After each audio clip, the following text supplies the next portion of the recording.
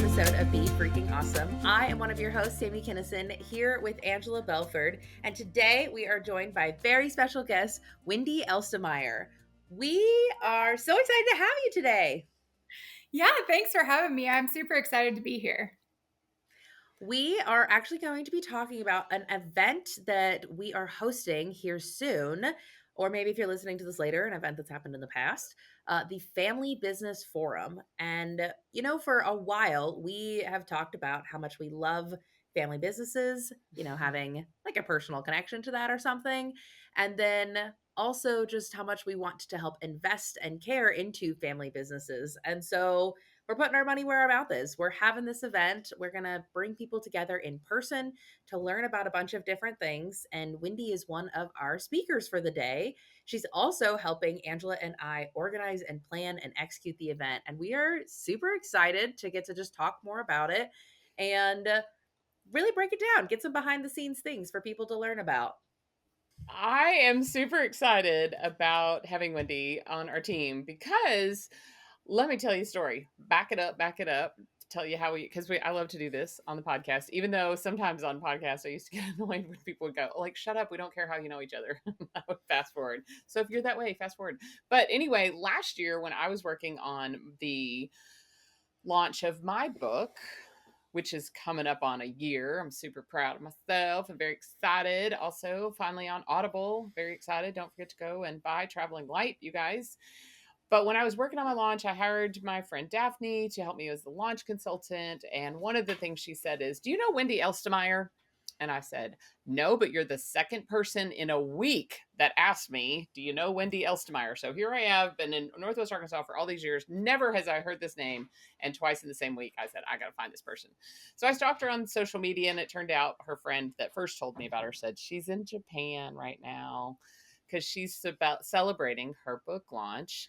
And the reason why Daphne was impressed with her is because she did 60 events in 60 days to launch her book, and then her reward was to go to Japan. So we're going to get into the book in just a minute, but first, Wendy, tell us just a little bit about yourself. You have some pretty cool stories. Yeah, Angela, thank you so much. Well, I am the CEO of Pivotal Solutions Business Consulting. So I do growth and strategy consulting. And that I joke about like that's my day job.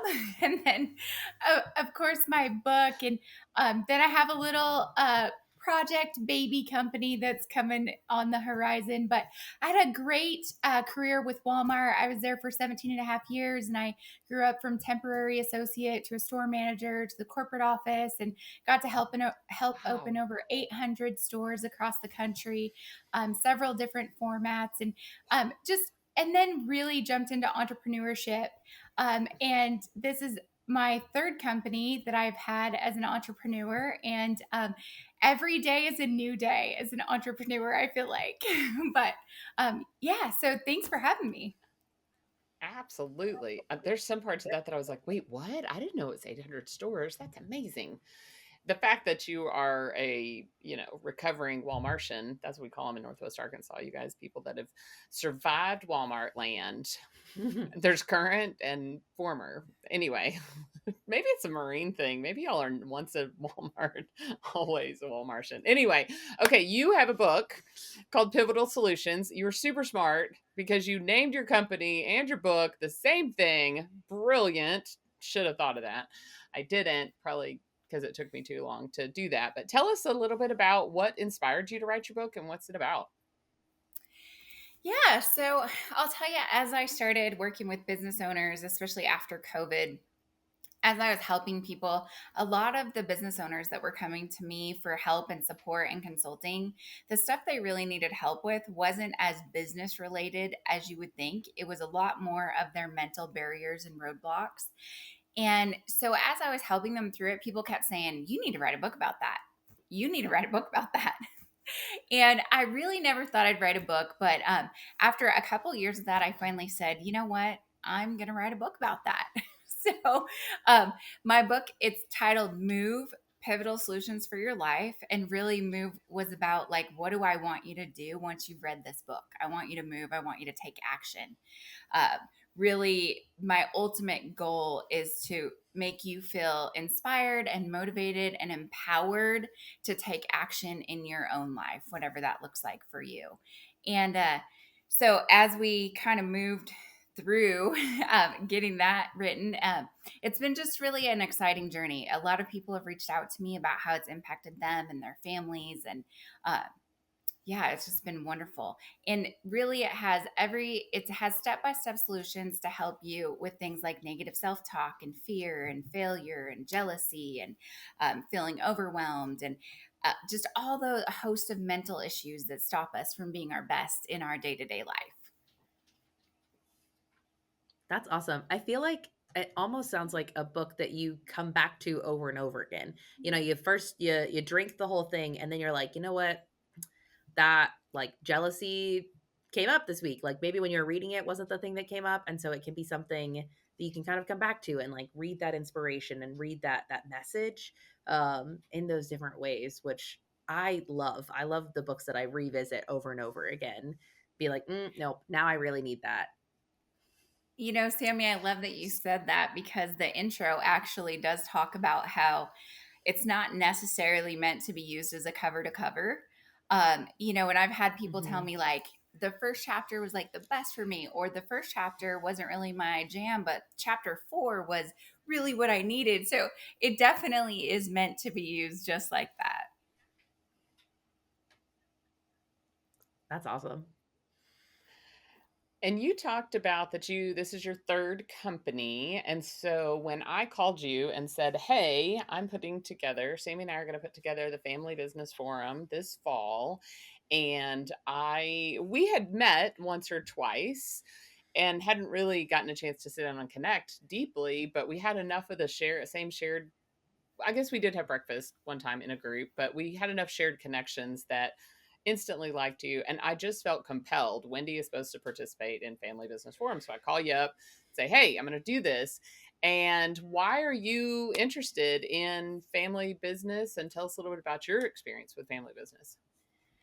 Yeah, so I would tell you, as I got into entrepreneurship, my very first business, my husband and I were supposed to run it together. It was called Five Star Painting.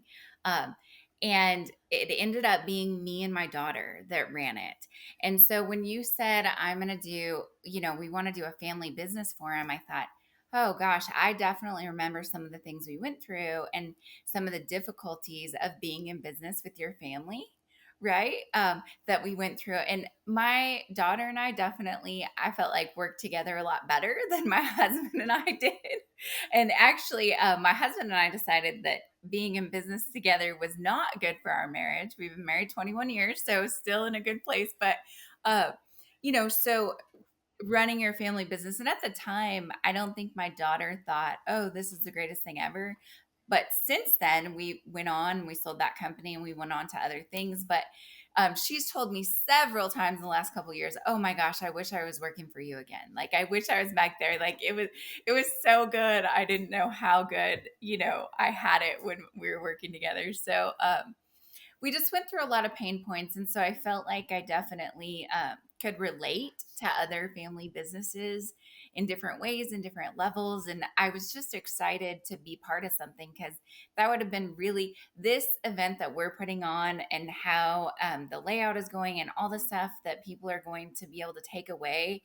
I I would have given anything for my daughter and I to be able to go to that when we first started our painting company. I mean, anything, it just would have really made a difference for us. And so I'm super excited that we get to do that for Mm. others. Mm. I have been in business with my husband for 25 years. We've talked about here on the podcast. We've been married for 30. We had a good relationship the first 5 years we were married. I mean, we were crazy young. Like, I think about it now and I'm like, oh my goodness. Somebody's like, you don't seem old enough to have grandchildren. I'm like, well, when you're a baby and you have some babies, like, golly. Anyway, I just can't even wrap my brain around that now, but it has been super challenging. I would say that our marriage, we have come close to divorce more times because of business related issues than because of personal related issues. Because quite frankly, we're decent roommates and we get along pretty good. We're great travel buddies, as anybody that follows us on social media knows. We are crazy good at travel. But even that took some work. Like in the early years, he was like a get to the airport 2.5 hours early, and pack like 17 bags. And I was like, no, no, no, we can get there about 30 minutes before the plane doors close, and we'll be fine, or whatever. Before boarding starts, I think I would say 30 minutes before boarding starts. That's plenty. And so we've both grown different directions, but it has definitely been our business that has caused the most conflict and gotten us the closest to divorce, I would say, because we have very different philosophies in how we want to do the business. And so now that we have had the opportunity to have first my son come to work for us when he was in college, and he was the host of the first 50 episodes of the podcast, as you guys that are longtime listeners remember. And then now then have Sami work in the business. Josh worked with us for about a year and a half, and Sami's been with us for about 3 years.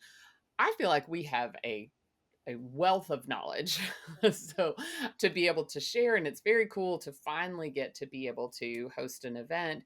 And really we're pivoting our whole business model to really focus on family business, because we see in the market that there is corporate training and there's small business training, but the unique challenges of that overlap of family business is so different. And you don't have to be a small family business for it to cause some problems. We've seen some very, very large family businesses that it is extremely challenging for. Like, we were recently talking to somebody that has 60, 70 employees, and oh my, the intricacies of that. So we're very excited to bring this. Sami, I love your perspective, having been raised in family business culture and now. Well, to maybe out myself a teeny little bit, when I grew up, not when I grew up, when I was a teenager, I was not that rebellious, okay? Like, I would do things like stay out late playing Risk at my boyfriend's house. Like, I mean, I was not a very rebellious teenager. The ways in which I was rebellious is like, I will never follow in these footsteps. I will never get a marketing degree like my mom. I will never join the family business. Um, and I got an advertising public relations and communication degree. That's not marketing, technically, which it definitely is. And then it was when my mom wasn't at the family business, and I was like, fine, I'll join now. Like, I don't know. That was timing in life, not a non-purpose decision because of that. But it was interesting. And so for so long, because both of my parents worked in the family business, I only had the perspective of like, wow, This they is work hard. really long hours and this is hard. And financially, it's not always doesn't seem like it's always the most secure option as getting a job at being an employee versus being an entrepreneur or a small business owner. And so I think where I have come around, because obviously I've been here for 3 years, so I've come around at some point. Um, there, I worked corporate, like work for 5 years, and there's a lot more flexibility and personalness um, to being in a business where it is family. And on some days, that means that I call my boss and say, "Hey, your grandchildren are throwing up. I got to stay home." And then on the flip hand, my boss says, "Fantastic. I need you at work. So your children's grandpa is going to take the day off instead of you taking the day off." And I was like, "Well, great. That's not what I expected to be the response to this call, but whatever." That At true least story my that kids real are happened. getting that was a real story that happened. I was like, at least my kids got watched while they had to be home from school sick, whatever it was. And so there's just there's so much more to it. I also think that one of the things that I push Angela and Barry on at different times is that, like, I love that Angela wants to make decisions to benefit her daughter. And occasionally I'm like, this may not be the best decision to benefit the business. So when we're negotiating commission rates and I get offered a ridiculous commission rate because she wants to make sure to take care of her daughter, And I'm like, this is not good for the longevity of the business. And frankly, like the longevity of the business is my inheritance. So you can take care of me in this way. Let's take care of the business together because that will pay back to me eventually. But there's just so much more personal ties to it. I don't know that I really answered the question. I just got to share a little bit of my story to family Well, I would business, but I think say that's probably okay. why you didn't want it, besides what you were saying, like it doesn't seem you weren't seeing the upside of it. It's funny because now that you have a husband that has very, very limited PTO, you can see, oh, wow, my parents traveled whenever they wanted, as long as the money was there. And I think I'm glad that you got to work corporate. I wish Josh had his college jobs. I wish Josh would have worked corporate for a couple of years before he worked for us. I think he would have done better working for us and stayed with us a little bit longer because he didn't really understand what he was getting, and so there are some trade-offs, and I think that there's some advantages. But let's talk more about Wendy. You and I can talk about family business anytime that we're here. Well, and I um want to come back to something that you said, Wendy, that having an opportunity like this forum when you and your daughter were starting out would have been so invaluable. And I love that. I love the any of the opportunities that I have in my life to think about like a past version of myself. And you know what? I want to do something for her. I want to do something that would have been really valuable for her for that place that I was at because there is somebody else who's on that journey right now. And I think that the older I get, the more I learn that we are all on similar kinds of journeys. We're just in different spots on the same Candyland board. And I don't know. I think that that's beautiful to be able to sort of like reach back to that past version of you and say, what's something that I can offer that would have been really good. And I just think, anyway, that really touched me. It was really beautiful. Sorry, I didn't have a Well, question from that. I I just was wanted to like, share how I know. beautiful I it was like, was. no, go for it. that's Wendy really it. can I want to touch respond. on right something that you were saying about your time off and things like that. That is one of the things that my daughter says, right? So if we had a family vacation planned, right, I would make plans for the business with the people that were covering it, and she was part of the family. She would get to come on vacation, right? So fast forward, now she works for another company. In a couple of weeks, we're going on a family vacation. Well, she doesn't get time off to go on family vacation, right? But her mom prioritized that when she worked for her mom because I wanted her to be there, right?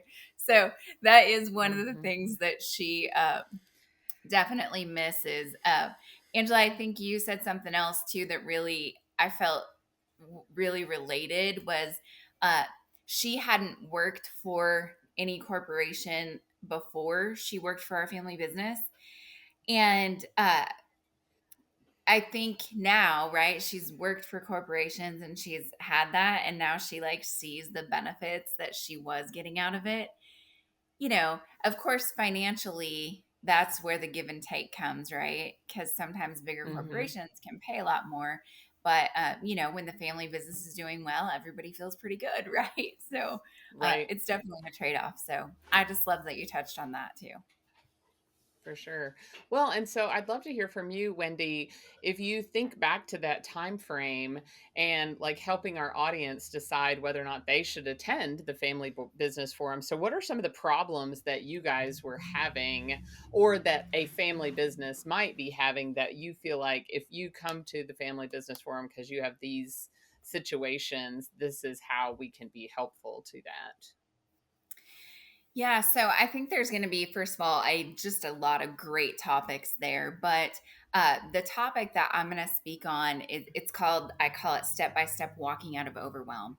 Because I feel like when you're in a family business, and maybe you have an office out of your home, but a lot of times you have an office at home or close to home, or right, and you might be handling the kids and the dogs and the dinner and the lunch and the whatever, all of these personal family things, and you're handling all of that while you're handling the business and while you're taking phone calls. And for us, it was about paint jobs and going to walk off jobs and Mhm. really managing those things in there. And so I definitely feel like that could get overwhelming. And it did get overwhelming for all of us, for both of us. And how do we manage that? And then how do we have work life balance? And should we be sitting on the front porch at 8 o'clock at night talking about the job tomorrow? Or should we have made time to talk about that during the day time? Right. And so, how do we kind of start to put those things in place that helped us not be overwhelmed, but also in that conversation, I actually have like, go do, here's the things that you do. You're going to make this list and you're going to do these things with it. And one of them is you're going to be sharing it with your spouse or your kids or whoever that is, your list that makes you feel overwhelmed. You're going to be sharing it with them. And it was a magical moment the first time I got to share that list with my husband. And he looked right at it and he's like, oh, well, I could do this, this, and this. For him, that was so easy. The idea for me of asking him to do that when he was already overwhelmed was too much. So, like, I didn't want to even put that on him.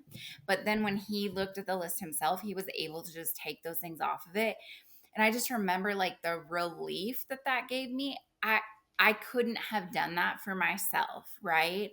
Uh, so I think when you're in a family business, it's important too to be sharing some of the uh, stress or that overwhelm feeling that you're having with the rest of your family, because there's ways that they can help you that you didn't realize they could help you. So I'm so excited about that topic, and I definitely think that would have made a huge difference for us. Well, and it sounds like you could do that. Sorry, jump in. Sorry, Sami. No, we both had a thought. You jump in. It sounds like that you could be helpful, even if you're not in a family business, that you could be helpful to just your family life as well. So I love that topic. And I feel like there's several of the topics that we're going to cover. And over the next couple of weeks, we'll unpack all the topics that we're going to, or several of the topics that we're going to cover. But that I love that it'll be applicable, not just to family business, but also to real life, the rest of your Well, life and as well. for me, what it actually brought up is it reminded me of a moment where I used to slash will still I plan TEDx events, and I remember one of our first TEDx events. Looking back now, I can tell you that I was actually like in a very depressed state in that time of my life that I was not admitting very well, and overwhelm was a constant for me. And I remember hitting a point where it was like I have too many emails in my inbox related to this project that I can't answer any of them. And my husband, who I don't know that he's been depressed a day in his life, and so sometimes his empathy for depression is kind of a little bit low. He's like, I don't get it. Just reply to the email. And I was like, I can't. He's like, just reply to the email. I was like, I don't know what to tell you, buddy. It's too much. The circuits are fried. And he was like, can I go reply to the emails from your inbox?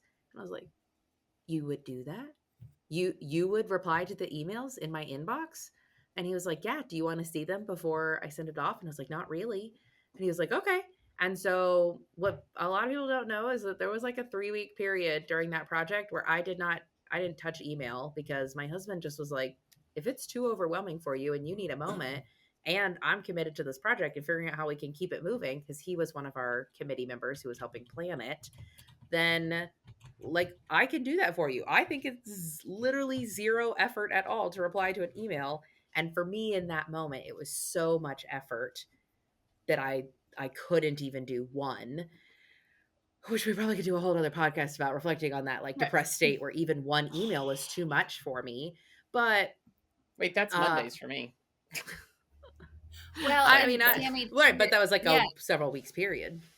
to your point, Sammy, though, that's literally what overwhelm does to you, right? So and I kind of talk about it, but it's like you're spinning in a circle, but you're not going anywhere, right? And I liken Mm-hmm. it to an analogy of you have a circle drawn around you that you've been spinning. And this step by step walking out of overwhelm is giving you a pair of scissors to reach up and cut the cord of the circle and lay it out on a line. And now you have a path you can follow. And so Mm. that feeling you're talking about, that's exactly where, because you don't do anything at that point, right? Because you Well, you it's just can't move almost anymore. this, the spinning Mhm. starts to spin so fast that everything looks still. You know that like if you spin it too much, you're like, wow, it all looks like a solid object, and it's like it's not a solid object, and that's what's even more overwhelming is that it's just going so fast around me, and I know that that's not real. That all I And so then I'm just standing perfectly still, like I can't do anything. That is a really Mhm. good, I've had those moments in my life. I've had moments where I'm like, wow, we are going like 150 miles per hour and I can still tell that we're moving, we're overwhelmed. And then even almost more terrifying is when I get more overwhelmed that everything feels so still. Um Mhm.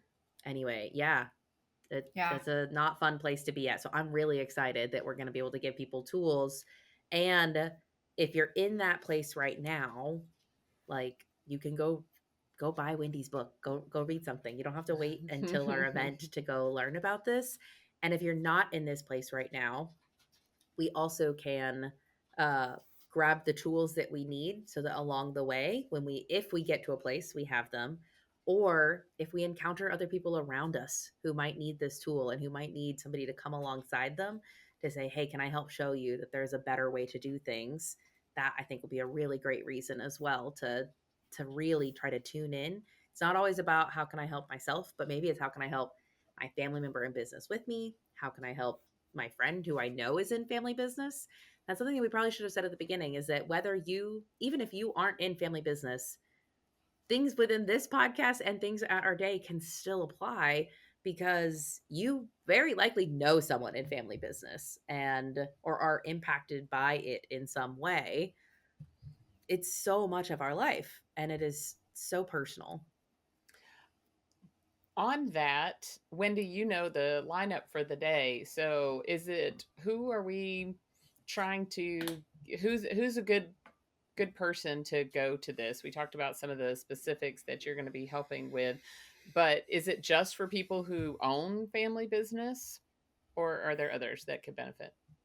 Yeah, so the obvious answer is the people that own a family business. But I think about too, as we've talked about it, sometimes you've worked with people so long you feel like a family, or you have, Mhm. you might not be blood related, but they are, your family, the people that you see all the time in your life. And I think any of those scenarios that you're in put you in a place where the tools that you're going to learn in a family business forum are still going to help you. So if you've worked in the same place for 10 years, you probably feel like a family with those folks. Or Mhm. even honestly, even 3 to 5 years, you might already feel like a family with those folks. And so I think all of that puts you in a place where you could definitely use these tools.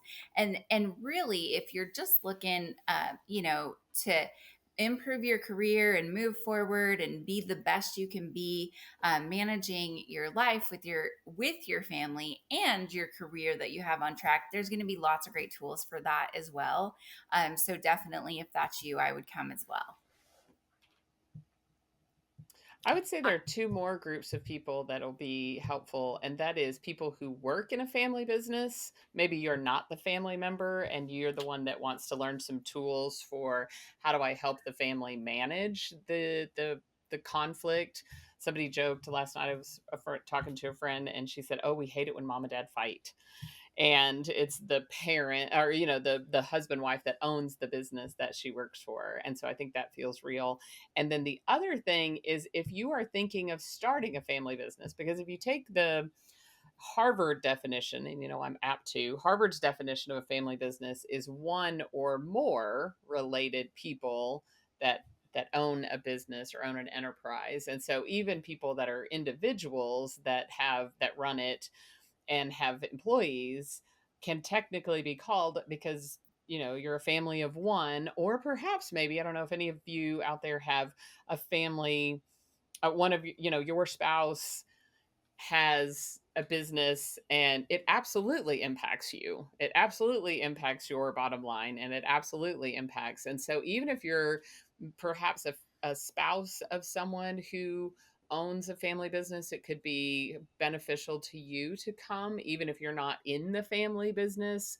We actually had Ryan Davis on the podcast early on, and she talked about that she doesn't work daily in the business, but she would be a great person that could be there because she absolutely owns it, right? But so I think those two, if you're thinking about joining a business, so I guess that's three. So if you're related to someone that's owning a family business, like your spouse, especially if you are work in it And then if you're thinking about starting a business at some point, you could learn some lessons that will put you on a success path earlier in the process.